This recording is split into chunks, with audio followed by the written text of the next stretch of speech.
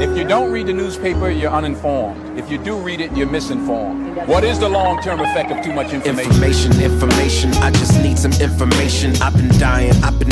Is it lack of education? I've been reading without any transformation. I'm addicted. Is it overstimulation? Hey. Welcome to the Sixth Sense Report.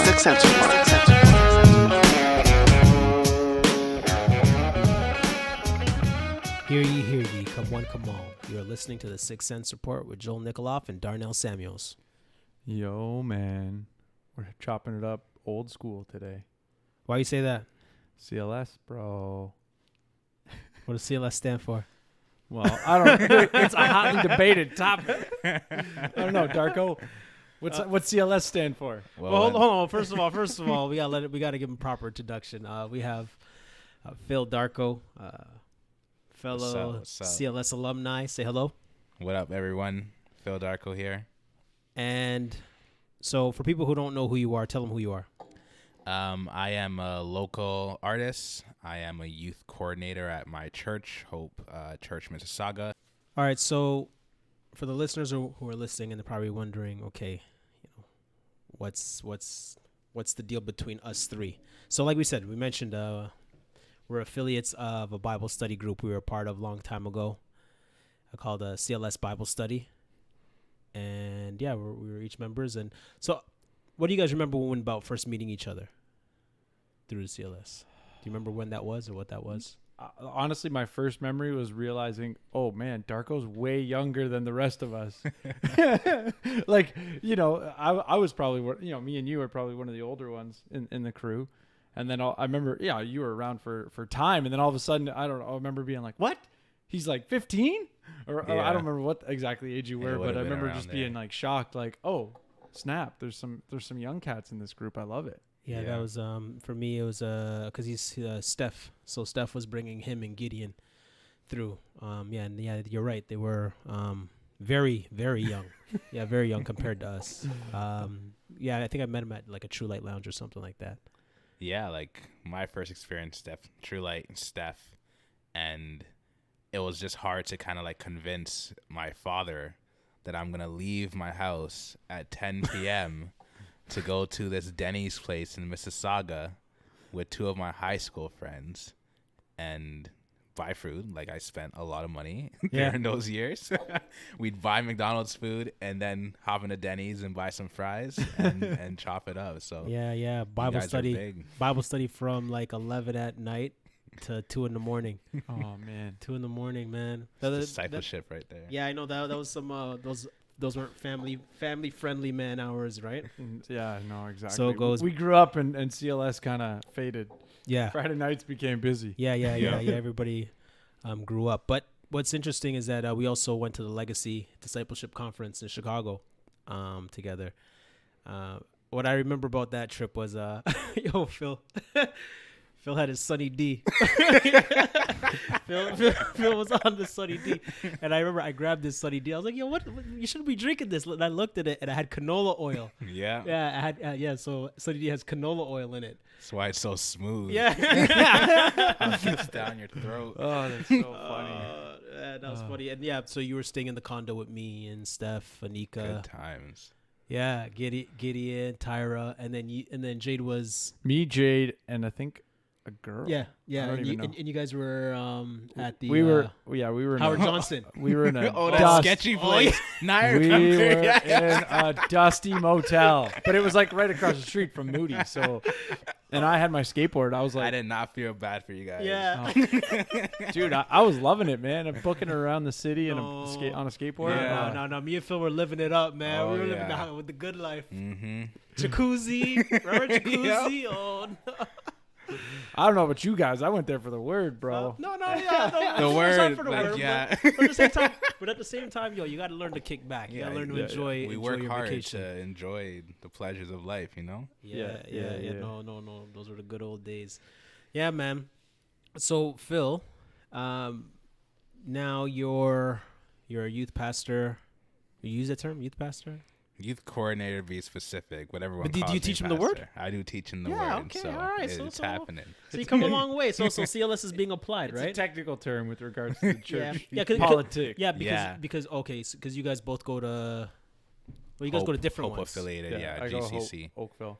Hope Oakville and you're Hope. Hope Mississauga. Okay, and I'm Jarvis Street. Yeah, Phil. So yeah, welcome to the show, and so let's jump right into it. So you wrote a blog post that got a lot of attention, where you spoke with clarity on where you stood on the whole Black Lives Matter issue, in light of all the drama that's been going on, in light of the George Floyd murder.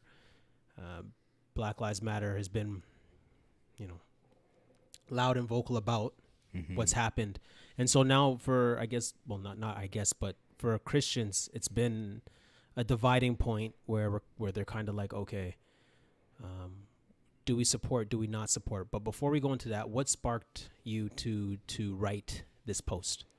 Yeah, well, like 2 days after the death of Floyd, like I messaged the group chat. I'm like, yo, like my kids are watching what's happening to this man, and like I have a sermon already prepared because it's online, but I know that they're gonna react to this. So I had conversations with Joel, I had conversations with other believers, and some of them were great, some of them were helpful and insightful, and then some of them were like they didn't get anywhere. And so and a lot of people want to hear from me, like as youth pastor, youth leader, as Phil, as artist.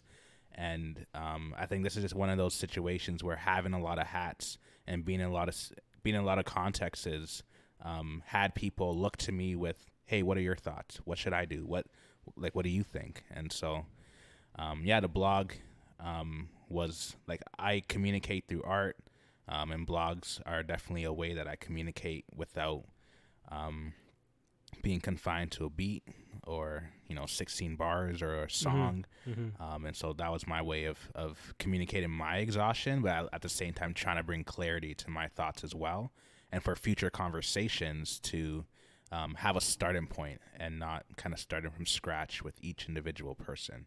Well, we don't have the time for that. So what's the feedback been? Nobody got time for that. Yeah. Feedback's been great.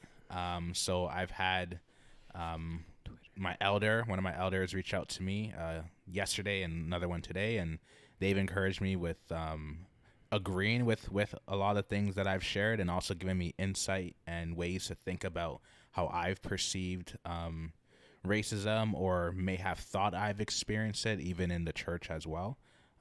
But yeah, a lot of positive feedback from everyone who has read, and they've been sharing. So let's jump into it, and hopefully we can bring some clarity for the listeners. The direction we're going to head into is we're going to talk about Christians on Black Lives Matter, definition of racism, and is silence compliance when it comes to church, or is silence violence when it comes to the church? So okay, so where do you guys land on Christians and Black Lives Matter? You want to start that, Phil? Yeah, for sure. I think as a believer, believers should know that we don't support or stand behind things that teach contrary to the truth of the gospel in terms of like our identity, behavior, and purpose as well. But at the same time, I think there's an aspect of where Black Lives Matter, they address an issue, and they want murderers arrested, they want justice served, and for policies in place to kind of prevent racial partiality or inequity in the future. And I think those are things that a believer can stand behind and support, or at least attempt to come alongside and shed light in their own way. I think Black Lives Matter, like I would agree with a lot of Christians on the other side who view them as Marxists, and they hold some of those beliefs, though I don't think that they're completely Marxist, and would like to see that played out explicitly or try to achieve that in our current society. But I do think the believer can at least come alongside in some way, shape, or form, and support what good they are doing, and not like fully blindly follow an organization. I see the same thing with politics. Like God has given us to submit to authority, but we don't have to vote. Like we have the right to vote, and there are parties, and no party is perfect, no politician is perfect, that do things that as Christian I can stand behind, but I don't follow everything that they then do.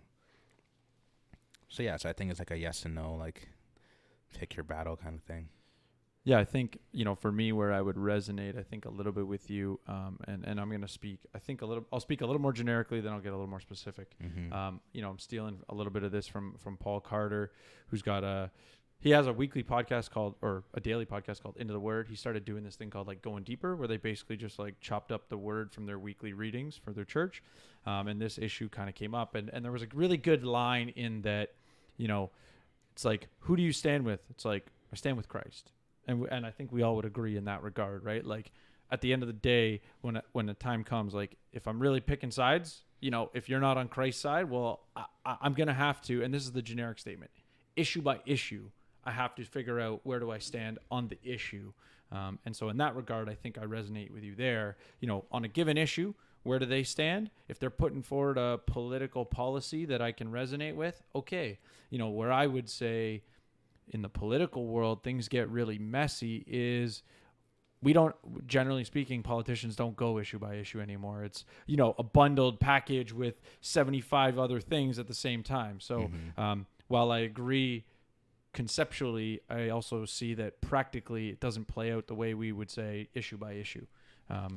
And so in that regard, I would, to some extent, I'm going to disagree with conservatives at times. I'm going to disagree with liberals at times. I'm going to disagree with everybody at times because they're, anti-Christ in a sense. Mm-hmm. Specifically coming to Black Lives Matter, I would say, I think we can hash out a little bit about the Marxist stuff a little bit later. When we get into a particular issue, I would say there's, a video circulating recent. I don't know if you've seen it. Basically, it's one of the three founders basically saying her and another person are trained organizers, trained Marxists. And, not to put a black eye on what you're saying, but like to some extent, she's kind of, promoting it as what she represents. So that would give me pause to say, okay, I need to be more concerned about the Marxism, not necessarily, the organization or the people as a whole are Marxist, which I think to some extent you would agree with. Now, I would say when I look at, their website, what they believe, the most concerning thing for me, when they talk about family, parents, they refuse to mention fathers, right? Like it'll say mothers, parents, and so, family. That like fathers are intentionally left out. And the one line that again causes my heart to be like, oh man, this organization is something I need to be very weary of, is we disrupt the Western prescribed nuclear family structure. Now, I mean, I can continue the sentence, but that alone, that the family is to some extent a bedrock aspect of Christianity, right? I mean, without getting too theological, but the idea of a marriage resembling the Trinity, and Ephesians 6 talking about, or Ephesians end of 5, right? Talking about that, where it's like, okay, that to me is, and again, that doesn't mean on a particular issue I can't agree with them, but as an organization, there's cause for pause, right? And I think that resonates with what you said for the most part. Yeah, so of course. Yes, I believe Christians can march with Black Lives Matter, but the church can't. The church has a different mandate than the Christian. We have to remember that the church is an institution created by God, and so is like the state, marriage, and the family. All of these institutions that were created by God have a particular role to play in society. The role of the church is to proclaim the gospel, preserve the gospel, and display the gospel. As Christians, we believe black people are human beings. Therefore, black people matter because they're made in the image of God, rather than Black Lives Matter because rogue white police officers take a black life. I don't know, man. It's kind of weird to me that a black life is only valued when a white person takes it. It seems kind of white supremacist to me. Now, I want to clear up the myth that just because you don't support Black Lives Matter doesn't mean you love black people. Now, man, I love black people. That's why I don't support Black Lives Matter. I know I can come across as hard, and I apologize for that. For those of you guys who heard the interview on the Immaterial Treasures podcast that I did with Sam Say and Dan Fee, it's called Black Tuesday Reflections. Some people said I sounded a bit cavalier, and for that I apologize. I'm just the kind of guy who loves strong, and I don't like seeing people I love being misled. It really just bakes my biscuits. Now, personally, I can't rock with Black Lives Matter because their triage is backwards. They specialize on an issue that I would not consider primary, secondary, or tertiary issues when it comes to improving the black community. Now, I'm not going to sit here and put one issue against another because that would be insensitive. I have an alpha male personality, so I don't follow movements. I follow leaders. And as far as I'm concerned, Black Lives Matter has no leaders, nor do they value people like me, black, heterosexual, Christian males. I don't know. Just a point of clarification. Would you say, and I think I know where you're going, but would you say that's because on an individual basis, you would think people need to prioritize other things, and they're prioritizing on a collective basis? Well, I'll put it this way. So it's either your top-down economics or your bottom-up. So it's either you believe change comes from the top down, or you believe your change comes from the bottom up. I'm a bottom-up guy, so I believe that change is done through the grassroots level, from the home, from community organizations, and that I don't put too much hope in politicians and politics and policies, just because, you know, it's hard to measure those things and it's hard to trust. Mm-hmm. Oh, Trust I mean, those obviously, guys. I would agree Yeah, with so- trusting. Struggle to trust the politicians. I mean, Right. you know, Right. that's my go-to. So see it more as like a trust thing, not a responsibility thing. Well, I would say trust in regards to actually affecting change, right? So, I mean, if, you know, with regards to my position, politically speaking, it's always that central planning has good intentions, but the unintended consequences a lot of times outweigh the intended consequences, such that, you know, the net benefit is a lot smaller because the intended consequence might get achieved. And if you only look at the intended consequence, which generally that's what politicians do, and ignore the unintended consequence. And so that's where I would say I definitely agree with Darnell. From the top-down approach, the political solutions are always for the average.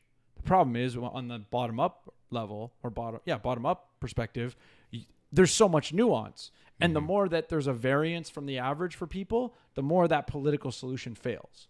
And so when I say trust, I mean trust to affect change on a net benefit perspective, not that I don't trust the individual to intend to do good or try to do good. Yeah. Yeah. So like what I was saying was that, so for example, God gives a mandate to human beings, the cultural mandate found in Genesis chapter 1, verse 26 to 28, and chapter 2, verse 15. And then this is before the fall, and after the fall, he gives the mandate in Genesis chapter 9, verse 1. And this cultural mandate is basically God commanding all people to use creation to human flourishing and human benefit. And my beef with Christians is that I wish we had our own program or our own group that fights for these issues, in the sense where we have our own Black Lives Matter to say something. I mean, we have the AND campaign with Sho Baraka and those guys, and Justin Giboney, and I think that's, you know, an awesome vehicle for Christians to get political. But I just kind of wish we had our own way to support black people, apart from people that hate our Jesus, hate our family, hate our men, and hate everything we stand for. And then that's why that was my issue. So I would like to see more grassroots things being done. And that was just my issue with Black Lives Matter. But when we look at that, part of it is when we see them protesting and what they're protesting for, and looking for justice for George Floyd. I think it's a good thing, and you gotta. This is what they do. Black Lives Matter specializes in this particular area, and so if you can't beat them, join them, type of thing, and they'll get the change the way that they see fit. Yeah, I mean, you know, it's I think there's an aspect of police brutality is definitely an issue that I think we're finally going to see some, at least there's political clout that, hey, policing is a problem, there. I've been, what I find ironic is I haven't stopped talking about this. Like, the racial stuff is like, for me being more libertarian oriented, like I've been saying this line, I'm pretty sure I've said it on the podcast a bunch of times. Like, we had peace officers and we went to law enforcement officers. And fundamentally, that's something where, yes, this context has a claim of racism and the race issue comes up. But, police brutality for me, it's something like, I can give you names like Duncan Lemp, or other people where, there's race scenarios that are very similar. The no-knock raid, I think it's Breonna Taylor. Duncan Lemp is exactly the same thing, but a white guy that nobody talked about. But I was talking about it. And so for me, I look at this issue going like, there may be a disproportionality by race, but disproportionately doesn't matter. 0 should be the answer. Like, I don't care if we have unequal outcome in police brutality. I don't want police brutality. I don't care who it is, right? Like, right. And I think there are systemic issues within policing that cause police brutality to go more unchecked than it should. Yeah, but part of the issue is that, no offense, but nobody gives a rip if a white man gets killed. Well, and I would say no, hold on. Absolutely. Hold on. I'm not done. It takes a black man being killed by a police officer for people to pay attention to not just black lives, but the way police are handling the situation. So it's sad, it's a very sad situation, but it is what it is. And I think, we just have to take this moment and try to bring change where we can. But I think, again, I brought up the issue of nobody caring about, I mentioned on the podcast with Sam, Joseph Hutchinson, a white guy who was killed by a black officer, by him putting his knee in his neck the same way George Floyd died. And it brings up the issue of, race, right? So that was on video. George Floyd was on video, but George Floyd is going to go viral because there's something in us that just raises anger, especially and a lot of people seeing a black man being killed by a white officer. It just has a signal of everything that's happened in the past. And Joel, me and you talked about this a long time ago, man. And this is why we have the podcast now. But I would say, hold on. No, so right now we're gonna the issue of race. So how would we define race? You mean and racism? Phil, did you want to address that first? Yeah, sure. Well, we want race to communicate people groups. Like, there's one race, which is humans, but there's different people groups, ethnicities. And the way society is, we're in a context where, some people groups have different privileges than others. And the way I kind of see racism or systemic racism to that is when there is an idea or action that is creating partiality between ethnicities. So can you expound on why you said creating partiality? Because the way we as Christians would normally use partiality, it's a verb, not like adjective, right? Like, we consider it more of an action, but the way you used it wasn't an action. You kind of used it as like a descriptive word. So I'm just trying to unpack what you're saying. Because, I think of the scriptures regarding partiality, and to some extent they don't apply in the way that you've used it. What do you mean? Well, because partiality would be, like you said, it's creating partiality. Right. Well, but for the most part, we would say racism is partiality. Right? Like, the reason why racism is a sin is because it's partiality. But you're saying racism creates partiality.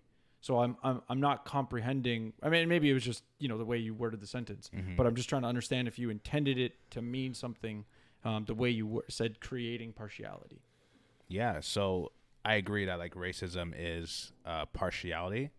And I guess, like, saying that when we call something racist, it's what is this action doing that we'll now call it racism? And so, in communicating that there is either like an unfair bias or favor or hatred compared to other ethnicities, or if you have an ethnocentric idea of your culture or ethnicity, then it's visible or clear that you're now making divisions or partiality, which I would then call racism.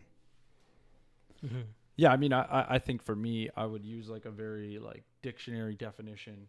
I'll read it just because I think it's simple, and it's pretty much what I would say, has been kind of the legacy version of the word. So prejudice, discrimination, or antagonism directed against someone of a different race based on the belief that one's own race is superior. And so, I think the superiority word there is key because it resonates with that partiality. It can be superior in the sense of like looking down on others and therefore I'm going to treat them differently, right? So in essence, from a biblical perspective, that's kind of violating, what we know the New Testament specifically to say, no Jew, no Greek, right? Right. For me, that's kind of where I would, park racism. I do have a follow-up question to kind of go on that more so about what you kind of said something, in the blog around that I want to hash out, but right. Darnell, if you want to. I think, especially for Christians, who I don't want to say we wrote the book on sin, but we have the book. yeah. we have the book on sin, and we have the book on evil, and how we handle it. And we actually have a doctrine, hamartology, which is the doctrine of sin. And doctrine, for anybody who doesn't know, is what the scripture says about a particular topic. And so, I try my best to see things through a biblical lens and how what scriptures apply to that. So for me, the way I'm seeing racism is, in a general implicit way that's applicable in all situations, is John 7:24. Do not judge by appearance, but use right judgment. What do you think of that, Phil?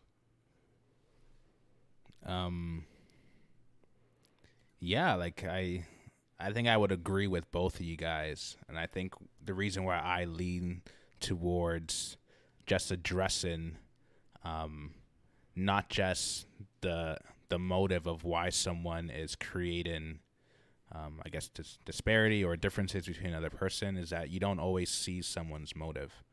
You don't always know if someone is judging you, and that's kind of like where you kind of need to work a little backwards from the action that someone has then committed against another person, whether intentional or not.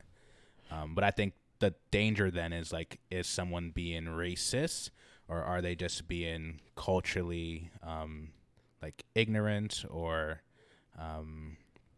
that's another word for it. It's like being culturally insensitive.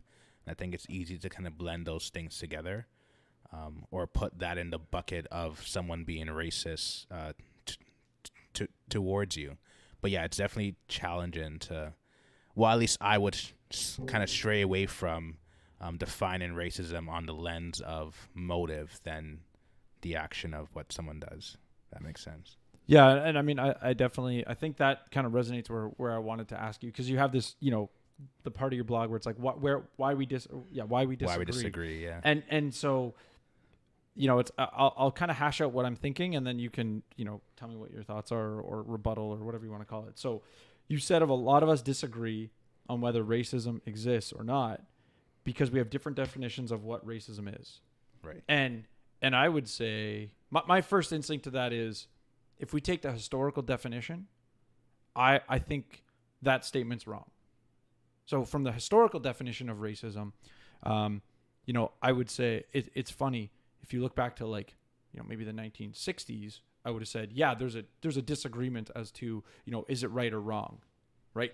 Whereas today, I don't think in this term of definition, if you look at, obviously, a racist might disagree with the word. Mm-hmm. Outside of, the KKK members, which, I mean, the 300 of them in the U.S. or whatever, versus there's a, sort of overt, hardcore sort of, people that Richard Spencer, people that, I don't want to associate with, and most people don't. Outside of that group, I think most people would agree, yeah, racism exists, and we think it's wrong. So that's where, when I read this sentence, but then, when you talk about different definitions of racism, to some extent, where you're starting to go, where you started to go now, I would say, well, my question would be, is that because we're conflating things? We're trying to add things to this term that's beyond what the historical word means. Now, I'm not saying we shouldn't be worried about those things. I'm saying, though, isn't it becoming a semantical problem when one person uses racism in a way outside of the traditional word, and then some use it outside of a biblical context? So now you're taking away the idea of racism being a sin and making it an economic principle or a political policy. Or one that presupposes what a policy would then create in an outcome. Sorry, say that again. Like if to then presuppose what someone may do, which is why you would then nuance a definition. You know what I'm saying? So like if with the historical definition, you would see the person in the KKK uniform as racist. But when you see the little things that person may do in his day-to-day life, you may not see that as racism. Whereas like the definition caters more to the extreme acts of partiality or bias towards different races. Whereas when you more nuance the definition, then you're able to, sin starts in the heart. Well, so like the only thing I have where I struggle hold with. on, sorry, I just wanted to point. Yeah, because I agree that sin starts in the heart, but sometimes we don't see it working out all the time. So, for example, like sometimes I feel like killing a person. I'm not going to say who, but probably me. Sometimes I feel like killing somebody and I don't. I'm a married man, and sometimes I contemplate adultery. Thank God I don't. Yeah. Right? Mm-hmm. Yeah. You see what I'm saying? So there's many facets where we contemplate things that we shouldn't be thinking, and we don't act on it. But sorry, finish what you're saying, Phil. But yeah, so like if so it's like it's not, that's like I understand, like if you're not I guess if you're not nuanced in the definition, then you're able to then ascertain someone's motive based on their action, because it's clear evidence of this person thinks that they're superior than another person based on their ethnicity. But to my point, it's like you have different degrees of desires or partiality. I guess partiality, like, because some people say like racism is only when you hate another ethnicity. Racism is only when you think you're better than another person. Is racism also like, are you also creating partiality when you think you're less than another person? I think that's kind of where kind of want to dive a little more to get to the heart of the real issue. Yeah. What is the real issue of racism is kind of like where I'm leading the definition. Yeah, and the one thing I would say where I wanted to kind of push back on you would say, I agree that like the KKK is, everyone's going to call it racism. Right. But I don't agree that that's the extent of what the historical definition is used, because there's a term that's been thrown around a little bit lately. It's like the bigotry of low expectations, right? And so looking down on someone, another culture or race, you might not show hatred, you might show pity, but I'd call that racism. So like the fact that you're like, oh, that race needs my help, or those people right. are dirty. They should thank, you know what I mean? So there's that pride side of it that I would still say, like, to me, the way you were wording it, you're excluding that, where I would say, well, no, this definition encompasses, yes, is it harder to identify? Sure, that doesn't disqualify it from being in the definition. But I would say to some extent, some of those things do go down to a heart issue that I would argue, even if you start adding sort of actions, you still can't see the heart issue, right? Like the flip side of that is I could do an action that you perceive as good, but in reality, like the bigotry of low expectations, right? So I might give money to this community because I think they're inferior, but the action actually looks good, but in reality, the heart issue is still there. And the racism still exists, but if I start judging based on action, it's really hard to perceive that action is actually from an evil motive. Right? And I would flip that around to say, like, but that's what I'm saying. It's not for me to determine someone's motive. Is this action, like, if the person's motive is because he thinks he's less than or higher than the other person, that's fine. Like, that's between him and the Lord. But like, if this action that this person is doing is creating partiality, then that's where I'm coming from. So, develop that more, Phil, about the partiality. And because you said, I can't remember what it was. I think it was in your article, and you said, for God shows no partiality. Romans chapter 2, verse 11. I believe racism to be a sin of action, behavior, and idea. I believe racism to be any idea, behavior, and action that creates racial inequity. Hatred has levels, and so does racism. Partiality and bias has levels, and so does racism. So you were mentioning, for God shows no partiality, and then the inequity, which is unequal outcome. Mm-hmm. So for those of you who don't know, the difference is equality and equity. Equality is equal opportunity, and equity is equal outcome. So how did you get there to equity? Inequity is a sign of racism. I mean, the way I would word the question is like, why use inequity and not inequality? And I think that's kind of where I lean towards. Like, you can have a good intention of your heart, but then you're still creating scenarios where different people are receiving different outcomes based on others without the motive of, I think I'm greater than this other person, or that this ethnic group is less than my ethnic group. So, yeah. I mean, so here's the where I struggle with that is, if my decision, let's say I'm choosing to help people with, as the church, as a person, whatever it is. Of course. And my criteria has nothing to do with race. My criteria is based on need. And I end up helping the white guy more than the black guy because it was purely based on need. Is that not inequity? But is that not pure motives? Mm-hmm.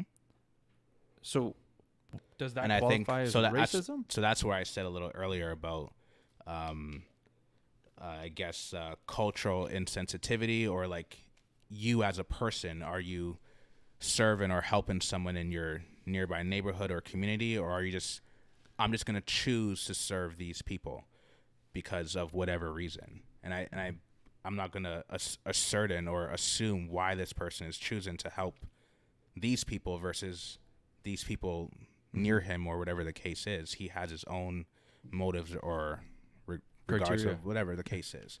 But in someone's actions, in creating a scenario that is, I guess, unfair in the context that he's given in. So let's say I go to this place and I'm here to serve these people, and I help one group within a larger group, and it's creating partiality in race, then I'm creating a context of inequity within the context of what I'm trying to serve. So would you use that as criteria for judging it as sin?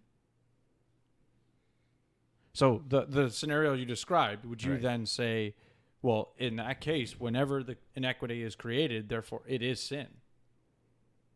Or, and this is where I think Darnell started to kind of ask the question, because the historical definition, we would all agree, is sin.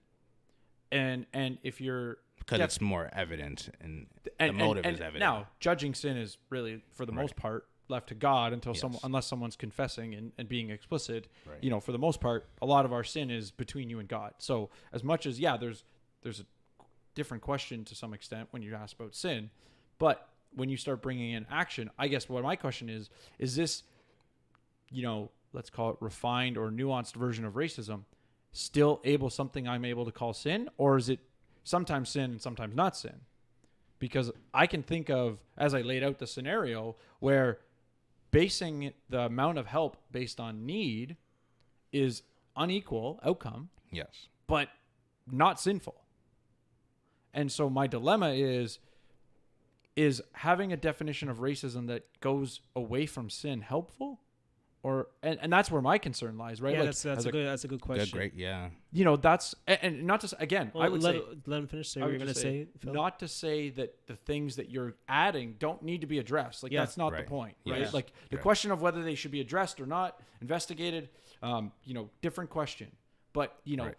Yeah, let him. Okay. Yeah. So is equality you know, so the going to sin? No, I agree with you. Like if the motive is to help and you know you have the intention to help another person or a people group, that's not sin. It's not sin to help. But then the question on investigating on, is this actually helping for this full community or context and with this person, and this person in himself is not committing a sin of partiality, but his actions are leading to a context where that may be created without the motive of, I think you are better than me or less than me, that kind of thing. So I personally wouldn't call that sin. But it's when you see that partiality be created, you investigate, you check, and then you kind of get to the motive. Then we can obviously see that a little bit more clearly, which is where the historical definition definitely is helpful. Yeah. And has been, you know, it's stood the test of time. Like, I'm not saying that definition is wrong, but what I am saying is that there are contexts where it's unclear or very hard to see someone's motive into why I'm treating this people group or this person differently. And I think that's where it's, I don't want to stray, like, you're not straying away from biblical definition, but you do want to kind of nuance in a bit if it's hard to see motive, because we don't judge motive, we judge the action. We right? do, but generally we can't. It's very Right. Yeah, Yeah. So right. We do right. judge it, but we can't. Right. That's Yeah. kind of my point. Yeah, because part of it is like when I think about the partiality.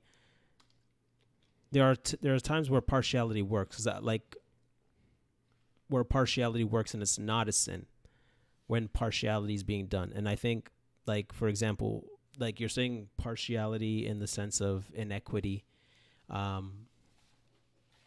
disparity between blacks and whites, and sometimes you can have unintended consequences from a policy that was trying to help and it ended up hurting.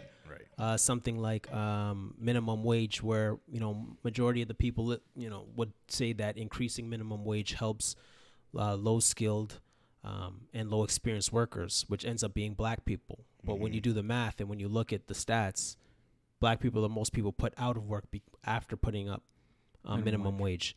So, like, for example, you used Romans chapter 2, verse 11, for God shows no partiality. But that's why I was saying, like, I don't think partiality in and of itself is yeah, because sinful, it can go different ways. Because if you look at Romans 2:11, it says for God shows no partiality. But then you look at verse 10, the verse before, and it says, but glory and honor and peace for everyone who does good, the Jew first and also to the Greek. So we see that God is showing favor first to the Jew and to the Greek. If you go further back and you start at verse 6, he's talking about God rewarding people for the work. So God is not being partial in the way he applies his rewards to people's works. So it says, he will render to each one according to his works. So that's like a meritocracy principle where people are going to be given what they're given, as opposed to God being partial in Having different standards for the Jew and the Gentile. right. Yeah. So it's the same standard in them getting that. Now, when it comes to ethnicity and the disparity of ethnicity, if you look in Romans, like we're just in Romans 2, and if we go to Romans 9 and we look at Romans 9 and we go to verse 11, right? And so it says, though they were not yet born and had done nothing either good or bad, in order that God's purpose of election might continue, not because of works, but because of him who calls.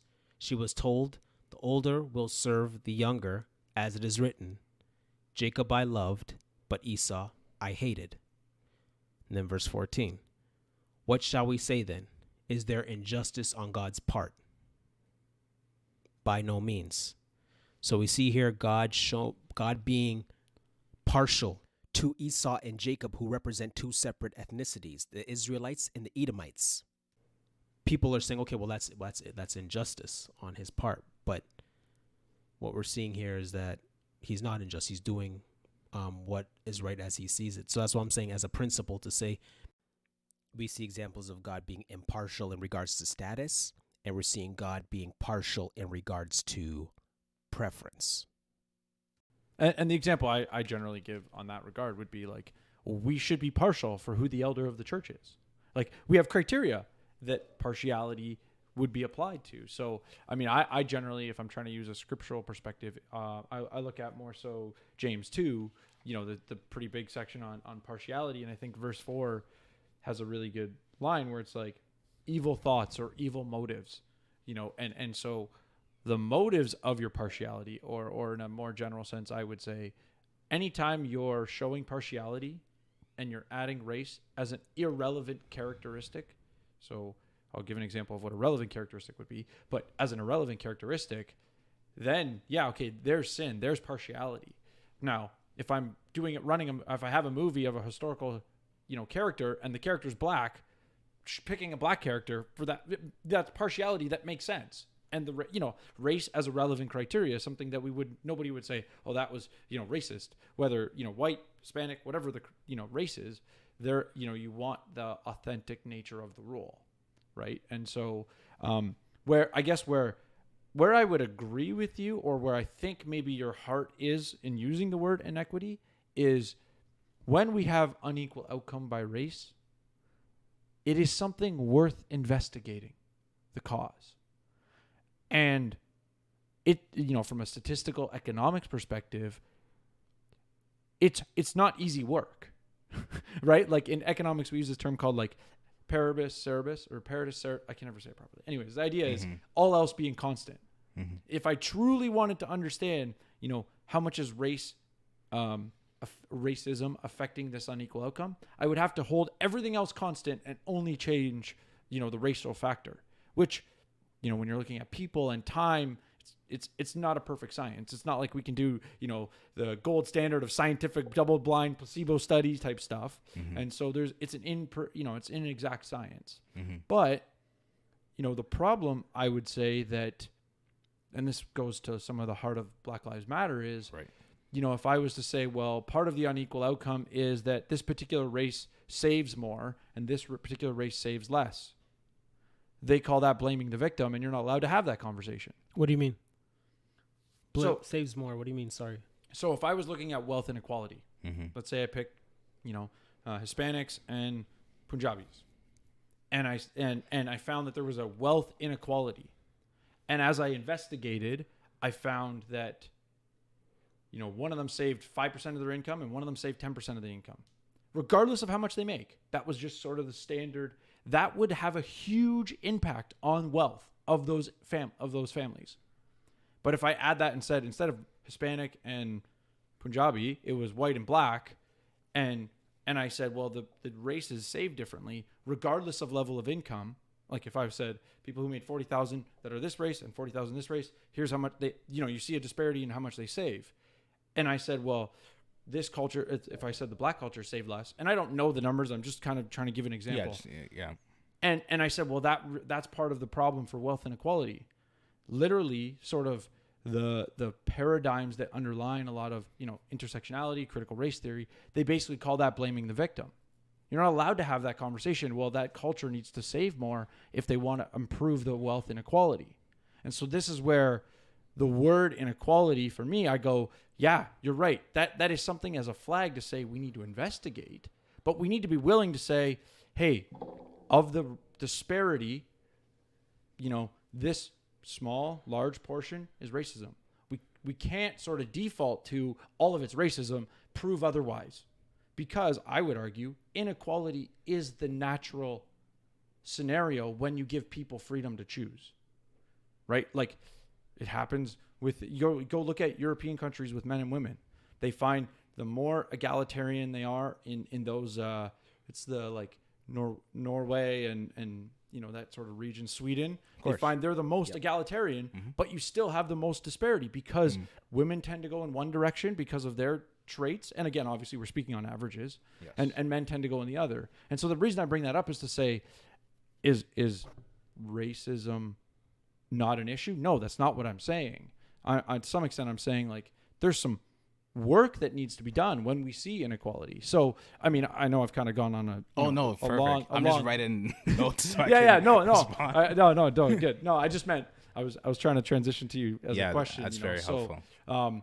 You know, this is where the word inequality to me has connotations, maybe in a way that you're saying like, hey, we need to be worried about racism when there's inequality. Fair statement.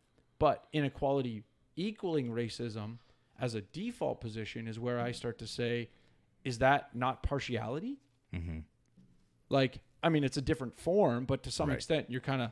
Yes. Yeah. So, maybe that my blog didn't really help communicate the pros in partiality, and not just saying all partiality or any kind of differences between ethnic groups is now sin. I think like where, similar to your point about which kind of culture is saving an amount of income and playing the victim, I think that's where people like more on the Black Lives Matter side kind of come, and they want to look at the context a little bit more nuanced. Like, are all black people not saving? Are they unemployed? Like, what kind of people are we talking about? Because then we're now, based on how the stats is, I guess, surveyed or presented, it's like every single black person is like this. Then we create this idea of you're not going to save.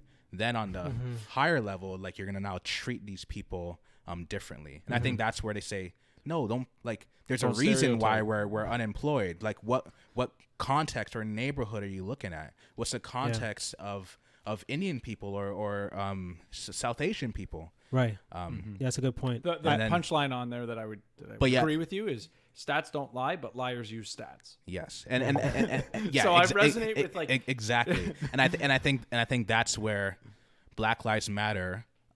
They're not perfect, and we're not perfect either. But they're gonna look at that and be like, no, like, you're coming at this with a presupposition, and I want to blow up that presupposition. Let's look at the specifics and why are we looking at it that way as well. And then, so with my blog, I guess I try to use partiality in the negative context. So like, yes, God shows partiality, and we can look at why he shows partiality. So in Romans 9, it's like, for his purposes to continue.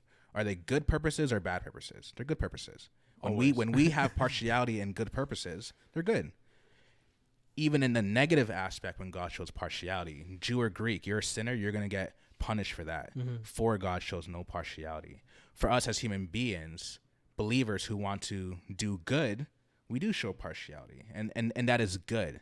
But then at the same time, why I nuance the definition is that there can be outcomes created from good intentions or even neutral intentions that results in partiality in the negative context. It appears to be unfair bias or favor to a different ethnic group, and it's not that person's motive, and that's where I think the historical definition is helpful, because then we could then look at the outcome and then clearly see the motive and address it that way. But it's definitely a lot challenging to see it. Yeah, no, I agree with that, because like that's all that I was just concerned about, was saying that partiality is a sin in and of sin, the itself. outcome, just the inequity is sin in of itself, and that's why I was kind of making an argument scripturally, like that's, you know, we can't find that in scripture where that's a principle. But when it comes to the church, and dealing with sin and injustice in the culture, the idea, the mantra of silence is compliance, violence, silence is violence, and the church not speaking out. Where do you guys fall on that, Phil? Yeah, so I was just reading Ecclesiastes, in chapter 4, verse 1, and Solomon just says, and obviously different parties will see racism as an issue, or some not see it as an issue, but he says again, I saw all the oppressions that are done under the sun, and behold, the tears of the oppressed, and they had no one to comfort them. On the side of their oppressors there was power, and there was no one to comfort them. And so every church, every local church is called to its members, and God also addresses this issue to, not this issue, but God addresses for shepherds to shepherd their sheep universally. And then locally, we care for our members. If one of our members suffers, then we all suffer. And I think, regardless of how you view racism, whether you think it's systemic or not, if it exists or it's current today, there are people who are seeing what's going on. There are people who are sin, different experiences, and they're suffering. And I think churches locally should at least be addressing this issue on a local level. Like, is there, like, do we emulate this? Are we doing things that may appear to be, I guess, is there racism in our church, whether you view it on a historical definition or you don't view it on a historical definition? Do you feel that you are sinned against? Can you relate to what's kind of going on in the world as well? And so I think elders are definitely, and churches are in a place where they either kind of agree what's kind of going on and are speaking out based on what's happened in the States. And there's definitely churches who would lean to a side of caution and wisdom, because they either may not agree or they just may not see it with a lot of clarity, because we've had conversations about this in the past as well. But I do think churches should at least communicate, at least in light of what's going on, here's what we think, because silence is not violence, but it does communicate something. Whether you don't agree with what's going on, you don't know what to say, but the church should say something, at least locally. Yeah, it's funny, man. It's crazy. I have a lot of pastor friends. I never thought that would ever come. That'd ever be a day. Yeah, Right? especially when you were 19. Eh? Yeah, back in the day. Yeah, so I've talked to a lot of them, and the best advice that I heard was that you can affirm the feeling, you can affirm the feelings, but you shouldn't affirm the narrative, because there's more than one black narrative. And so for me, I would say my perspective on this whole race issue has changed, because I had brothers reach out to me, venting, and bearing their burdens on me and opening up to me about the difficulty they're having. Now these are black guys, men, not women, because you know how women could get sometimes. These are black men in the faith, love the Lord, biblically sound, and they're coming to me and they're saying, "Yo, D, like, I'm really angry right now. I'm pissed off. I'm seeing a lot of things online that's making me angry, and I'm mad at my white brothers and sisters, and because of their lack of understanding, and I feel like and they feel like, okay, I have issues that I didn't realize I had, that I thought I left at the cross, experiences of racism, being mistreated, and thinking that, okay, now when you come to Jesus it's all gone, but technically no. When you come to Jesus, those feelings don't go away. A rape victim, you come to the Lord, that trauma doesn't go away. And so for a lot of black people who have gone through racial trauma, and haven't really gotten the treatment, because especially one, I don't want to stereotype nobody, but usually in certain communities, I can speak for my Caribbean community, black community, getting help and mental health is something It's a sign of weakness. It's a sign of what's wrong with weakness. you? Your mental health is at the ball. At the court, yeah, right? we don't take that seriously, and especially as not just as Caribbean people, but as men, because on the podcast that I did with Sam Say and Danfy, Black Tuesday Reflections, I mentioned the racial trauma post-traumatic stress syndrome, vicarious trauma. Afterwards, the ladies were like, yo, thanks, D. The ladies were like, thanks, D. But the fellas were like, What you talking about? Yeah, what are you talking about? I don't cry. Don't kill me. Right? So the point I'm making is just that it was helpful for me as a Christian brother to open up myself to other brothers to say, yo, you can come to me and vent, and I won't debate you. This won't be me fact checking you, but you can come and vent to me. Right. About your issues. I don't think it's wise for black people to vent to white people. I don't think that's wise or smart or helpful. Why? Well, why do you say that? Like believers? Are you talking about believers? If I was just purely like where I think I understand where he's coming from, it's like, think of it and this, I know this might sound horrible, but think of like a therapy sort of session.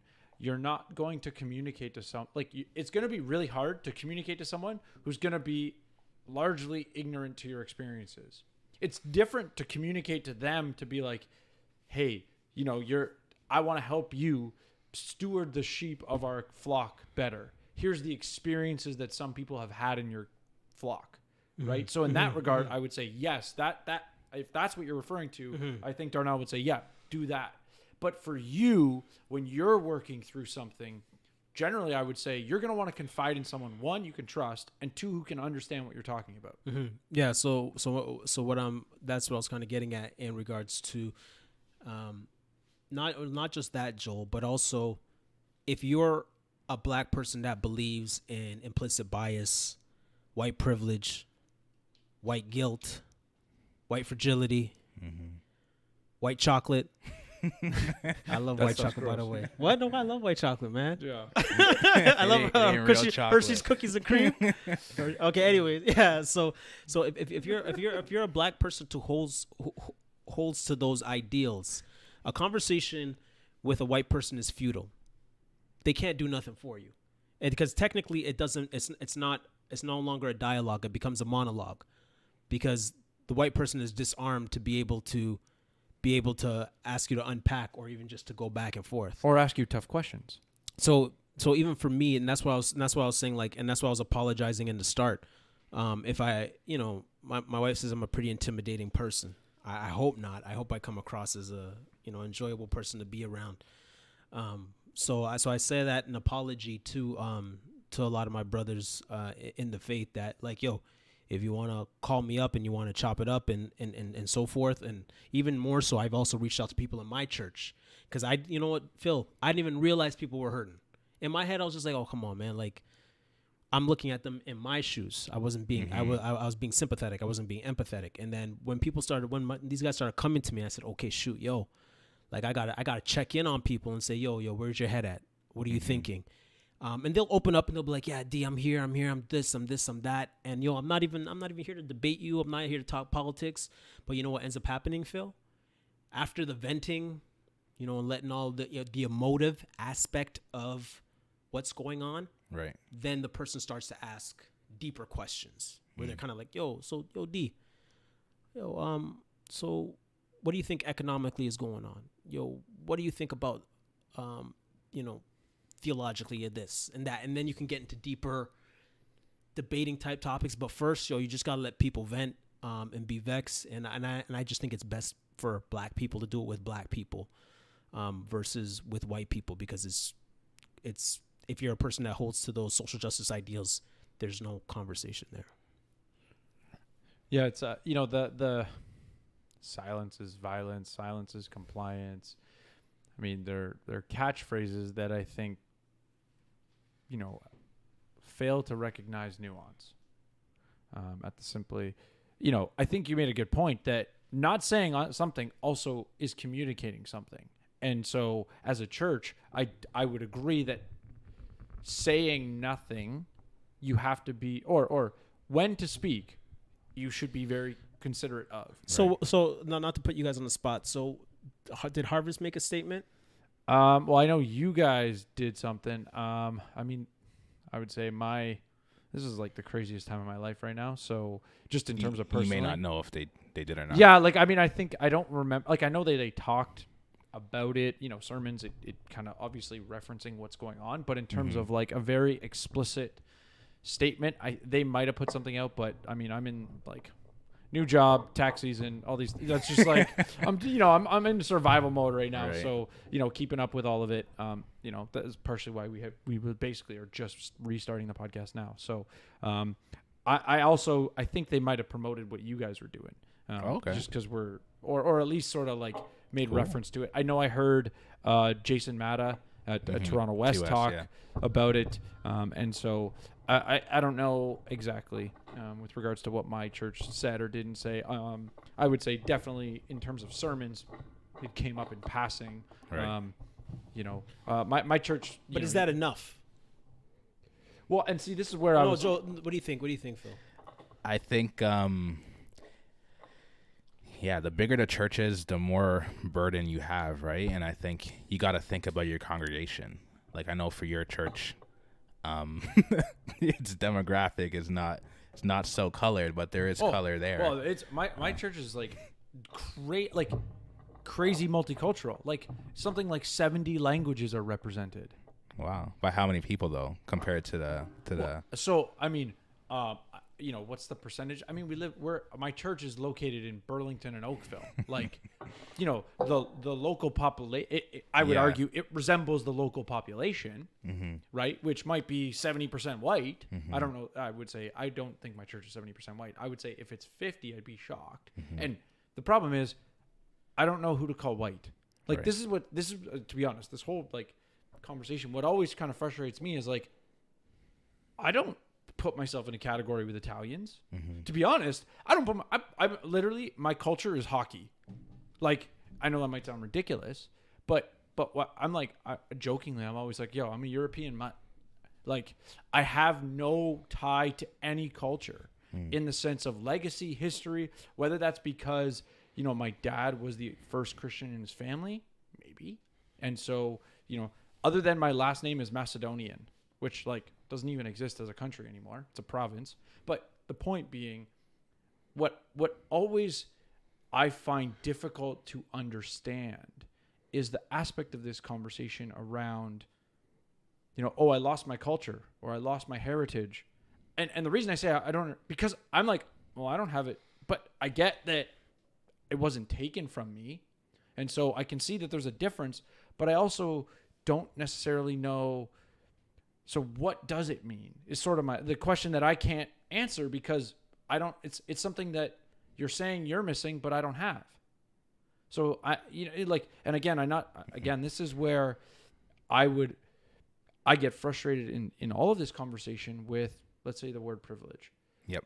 Because I think it starts to say, okay, well, one sort of ignorance or one sort of, and privilege is such a broad term, but you kind of use the term cultural insensitivity, right?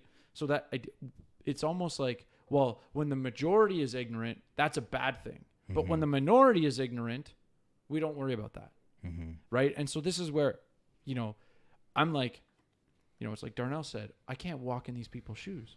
But recognizing every time you're in a conversation with someone, you should be at least going, especially if they're saying something to you that sounds like they're a crazy person, chances are it's like, okay, wait, I'm interpreting what they're saying through my life and my, worldview, especially if they're not a Christian.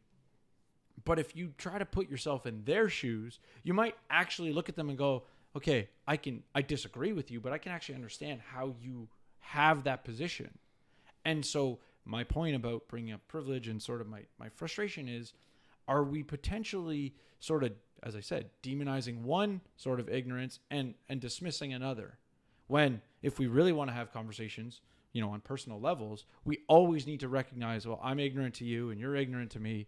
And when you're trying to tell me a story about your life experience, help me understand you, because I clearly can't, and vice versa, right? Like, I mean, it's like me and Darnell start talking about hockey versus basketball. Like, there's an aspect of like, okay, well, here's how we're different. Here's how, so going back to the silence, piece, the point I was trying to make was that I have a concern that we start to judge people who might be silent because Or churches. that are silent Yeah. because they're in turmoil about so many aspects of this, right? I wouldn't say turmoil, because Well, I'm thinking turmoil more on the individual level, right? Like if somebody's no, I mean, well, no, because I thought you were talking about the church. well, I was trying to talk about both, but I use the word turmoil more so in the individual sort of. I'm broken over this. I hate this. Well, yeah, some people are turmoil, some people don't give a ish. Well, and but this is my point. You know what I right? mean? Like, listen. The person who doesn't give an ish is the one that you can say like, your silence is telling me something. Yeah, but even then, for some people, who just are just kind of tired with it, Dave Chappelle was saying too, like I don't have to say anything. One, because nobody cares what I think, because it doesn't matter what I think. What's going on is just the testimony by itself. And he totally agrees with it, but he was just so grieved. He's just like, he's like, don't. He was kind of like, don't even ask me. Yeah. Dave Chappelle was like, don't put a mic in front of my mouth, because I'm telling you, he's gonna go off. Yeah, now is not the time to ask me what I think about the situation. So you have him, a person who's gonna withdraw, and then another person who just doesn't care. But then from the church perspective, you have a church who will do things behind the scenes. Where, because like somebody, one of my pastor friends were pointing this out to me, like about social media, Twitter, Instagram, and people feel like because of social media you have to come and make a public statement. And I was kind of like, oh yeah, you're right, because I'm on social media a lot, and it almost feels like it's natural for a pastor to come out and make a statement on what's going on, kind of like. In my junk mail, I got. They're home. It's COVID-19. Yeah. They have nowhere to go. Yeah. Their Wi-Fi is unlimited right now. Yeah, They yeah. can And say then something. you know what was popping off too? IG Live. Mm-hmm. IG Live was popping off. Everybody had a statement to make. And even like, in my junk mail from Old Navy made a statement about Black Lives Matter. Right? And I was just like, wait, but hold on. Good food. Like good. Like they send me meals, bro, and they're talking about this stuff. So I'm like, So everybody, so people are kind of like, okay, so where's Pastor so and so? And so the point I'm making is that we can't just jump to conclusions and say that your church doesn't care. Your church doesn't care. So they might be doing things behind the scenes. Right. They might make a mention in the service. Yep. But again, the goal is to affirm the feelings and not the narrative. If the individual Christian, the individual person wants to go out and rep Black Lives Matter, that's fine. And I say that with the sense, because like you said, Black Lives Matter doesn't believe in the things Christians believe in. But it's okay for Christians to support things that don't necessarily support the church. So for example, the genetic fallacy, because that's to commit the genetic fallacy. The genetic fallacy is to say you judge something on the root, even though the fruit is good. So because you're not going to rock with something because of where it comes from, even though the fruit is good, then it's a contradiction. So Romans 14:14, that nothing is evil in and of itself. A theological example of this is Lucifer, right? God created all things good. God created the devil, right? Lucifer means bearer of light. So Satan starts out good, ends up bad. If we judge Satan based on the root, Satan's good, and we should rock with him, right? But the genetic fallacy is just pointing out that just because of where something comes from, you make sure you're judging the fruit and make sure the fruit is coming out and it's something helpful. So that's why, some, Christians can rock with it. For me, again, I don't rock with Black Lives Matter because of where they stand economically and their principles. It is what it is. But I think that for the church, making sure that we're making that distinction between the role of the Christian and the role of the church. And like I said, 1 Peter chapter 2, verse 4-5, more so verse 5 emphasizes that the role of the Christian, you are royal priesthood. So you're there to witness and you're there to worship. That is the role of the church. The role of the church has no political agenda, or should not have one, right? The state does the state. The state shouldn't be dipping into the church diaconate fund, right? And the church should not be supporting any political streams. And for the individual, you're free. If Phil goes to his church and says, "Yo, I'm doing this food drive for this organization that's helping at risk so and so," then people are like, "Okay, let's rock with Phil." But the church isn't co-signing with it. It's just your brothers are saying, you know what, as Christians, these things align with what we teach in Scripture, and we could rock with that. So yeah. I have two other thoughts on the whole silence thing. One is, to some extent, you know, what we talked about, like action, you know, and let's say sort of it's part of the sermon because it, you know, generally speaking, cultural things that are happening come up. You know, I think about the scripture. I would have prepared to know where it is, but you guys, one of you two might know, but where it's talking about, you know, the Pharisees and the way that they give in a very like public manner. And so, you know, to some extent, are we calling the church to do the public thing? And you know, it's like, well, being public about, you know, giving to God or giving, you know, taking care of the poor, like, are you being boastful? Are you trying to promote your brand, or are you doing what you're called to do as a, you know, the church and the body of Christ? And so what I'm trying to bring up is like, are we actually calling the church to step out of what the God is actually, how God calls us to serve the poor?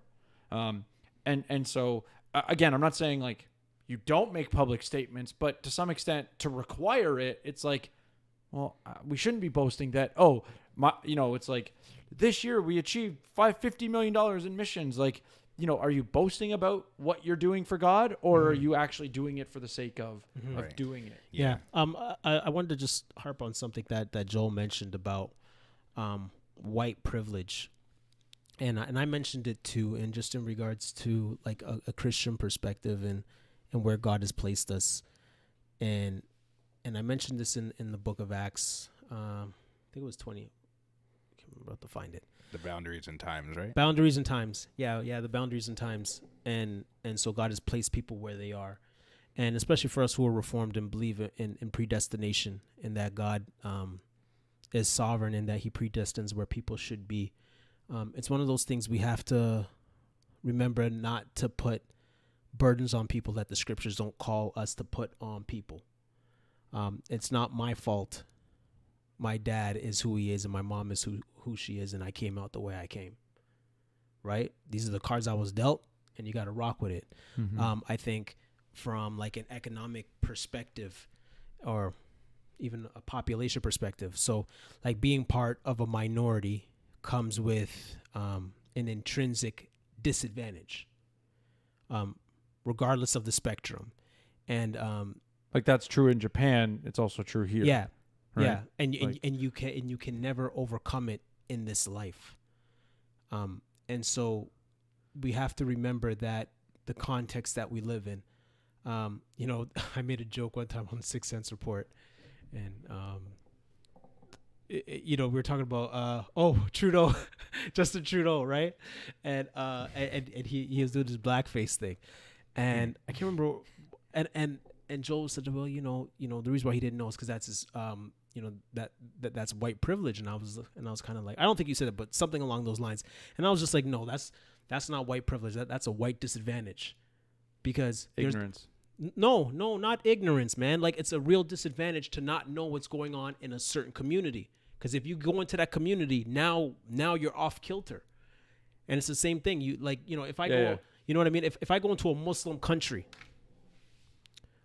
and I go in there with my Christian cross on and carrying on and preaching, you know what I mean? Like, that's like, yes, even though I'm from a first world country and we're doing, you know, and I have all these privileges, I still have to check myself going in to that sphere. And because we live in a multicultural society, there's some overlap where, you know, as a white person, you know, and Trudeau, like, you know, him going to the school he went to and coming from the family, he you know, like, it didn't occur to him to be like, like, this is not a good idea to put on blackface. So the only point I'm making is just to make sure that we're aware that, you know, something we can call a privilege could also be a disadvantage. And that context. It's all context. And as Christians, we know that, every good and perfect gift comes from the Father of lights, comes from above. if you're calling it comes down to this. If you're calling that privilege a good thing, then it has come from God. Mm-hmm. If you're calling, if that privilege is not a good thing, then it's not a privilege. Yeah. But if it's a good thing, then it's a privilege. And it's from God. And if it's for a good thing, then it comes from God, right? So then what is the Christian response to God's blessings on others? What is it? Not covetousness, not envy, not jealousy. Well, I think you gotta praise. What? Praise. Praise. I think though that you gotta, like, you have the sovereignty of God and you have the free will of man, Mm-hmm.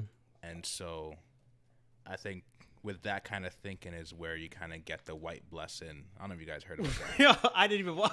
Oh, bro, I didn't watch it. I didn't want to watch it. It's the same thing with the guy in Lecrae shoes. I'm just like, oh my goodness. I couldn't finish it. I couldn't push play. I didn't want to watch it. I was like, you're dumb. But essentially, it's like I've been given, like, in a result of sin, it's caused good, you know, and then you'll have a camp that will kind of use that passage and be like, this was for the good of our nation, and therefore this is from God. And I think you just got to make that clarity of like, no, you're right. Yeah. No, I agree with you in that sense. Where like if like for a very simple principle, blood money, right? So if you know what I mean, if you're eating off of blood money, drug money, or whatever the case may be, that's fine. not a blessing. Right? It's not God's not blessing you because perfect gift from God. You know?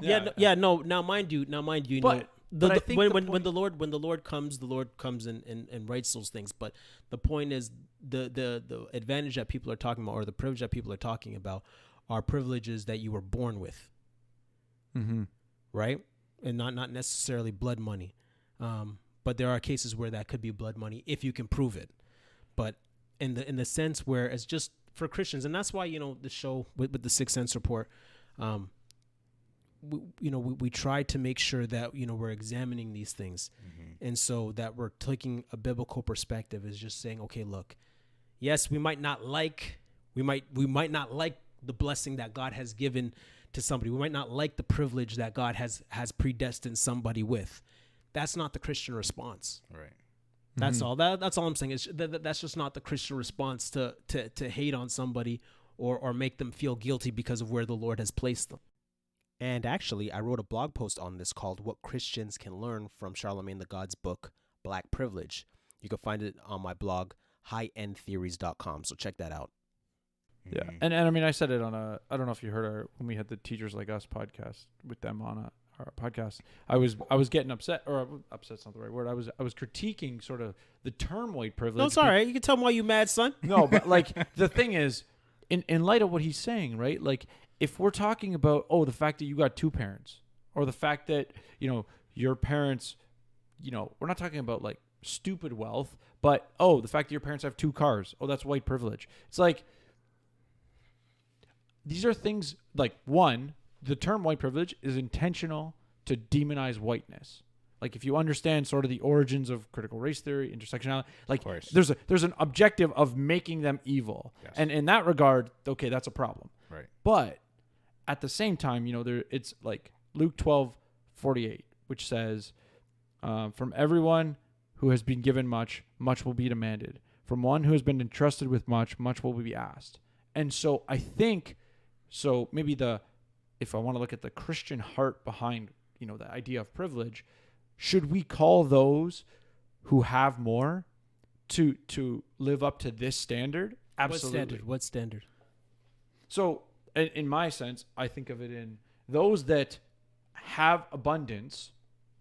You know, what does James tell us about true religion, right? Taking care of the widow and the poor, orphan, yeah. Right? And so if you have a lot, but you're hoarding it for yourself, you know, call them to repentance in terms of that, right? But when the problem is the person whose family is like, you know, just let's say, you know, just past, you know, being, you know, not even like they've just reached middle class. Like how high of a standard do you want to hold them to in terms of, oh, you have privilege. Oh, you know, and we're, like, to some extent, I would say, you know, how much more, you don't know how much they give and they don't give. Like, we're not talking about the person with like 7 cars and a mansion, right? And so my point is to say that, you know, to some extent, let's be careful that, are we calling them to a biblical standard, or are we sort of falling into the terminology that the world uses that actually starts to demonize the things that the Bible calls blessings and things we should be rejoicing about? Yeah. So, Phil, as we wrap up, what are your final thoughts on this whole thing? Yeah, I think to that last point of if the church should do something. And like, I think we all agree, like there's an in-house local aspect within your church that every take church care of your business. should do, right? Like, it's your family. If I have, you know, 2 kids and one of them's crying, I'm going to want to know what's going on with that kid. If I have 20 kids and one of them's crying and I don't do anything, I'm either communicating that like these other 19 kids are, there's probably something more popping over here versus like it's not that serious. And I think, you know, churches, regardless on their size, should at least, and to your point, like be an open ear to at least those who are suffering. If one member suffers, we all suffer, right? So to recognize the hurt that some people are going through, and then you can then have conversations on, now tell me why you think this is happening, or like let's look at the Bible and find out why this is happening and how we as a church can respond to like our congregation, and then maybe talk about on a public level. I think it's just very interesting that, you know, COVID came when it came and this came when it came, and now everyone has to say something. There's definitely Got the nothing fear else to of, do. Yeah, they got nothing else to do. Yeah. There's the fear of being canceled. Like if Good Food didn't, you know, say what they said, black people would go to HelloFresh. Who knows? Yeah. So there's definitely that fear of man that definitely plays a part that the church needs to be mindful as well, but to respond in love to those that it's tending for. Yeah. And you know what I also add, Phil? Also, like, you know, I'm not an elder at my church, and you know, you can still reach out to people. You don't have to wait for your pastor to do something. Exactly. Like you can do it. Yeah. You could do it yourself. Each member feels what the member should feel, right? And you know your people. You know your group. You know you know who to reach out to, and you have a person's number. And yeah, we should be more caring to reach out. So Phil, let everybody know where they can reach you. So you can reach me Twitter, Instagram, Phil Darko Hip Hop. You can email me at phil@hopemississauga.ca. I will try to get back to you as as fast as I can, but I'm pretty quick. All right. I'll put all that in the show notes. Yeah. Whatever links, article, that stuff, we'll make sure we. When's the mixtape dropping? Ooh, I got the unreleased stuff, so stay tuned. Stay tuned. Shout out to Middle Child Records. Nice. We got EP coming out this Friday, Anthony Sawyer's. So we can look forward to that. Turbulence in Order. Oh yeah, that was a nice hat he had on, man. His pictures always look good, man. He always looking fresh. Yeah, Yo, what up, Anthony? What up, doing. baby? He knows what he's doing. All right. That's good. See you, Les. We out. Peace.